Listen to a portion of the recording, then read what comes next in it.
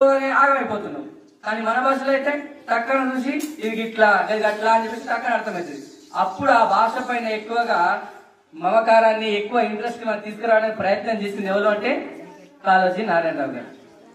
So main గా మనకి ఏం చెప్తున్నాడంటే మన భాష మన యాసను మర్చిపోతే మనం వ్యర్థమే, మన జీవితం వ్యర్థమే. అందుకే అన్నాడు, ఒక కొటేషన్ అన్నాడు, పుట్టుక నీది, చావు నీది, బతుకంతా దేశానిది. అంటే నువ్వు చేయాల్సిందంతా ఎవరి కోసము? నీ కోసం కాదు, దేశం కోసం బతకాలి. కాబట్టి మన జీవితం అంతా దేశం కోసమే అంకితం చేయాలి. ఇవన్నీ కష్టాలు నష్టాలు అన్నీ వస్తాయి, కానీ మన జీవితం అల్టిమేట్ గా ఎక్కడ ఉండాలి?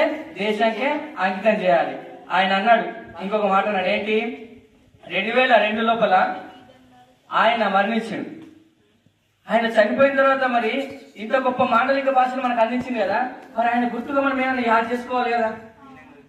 ప్రతి సంవత్సరం మనం యాద్ చేసుకోవాలని చెప్పేసి గవర్నమెంట్ ప్రభుత్వం ఏం చేసిందంటే సెప్టెంబర్ 9 ఆయన పుట్టినరోజుని తెలంగాణ మాండలిక భాషా దినోత్సవంగా జరుపుకోండి అని చెప్పేసి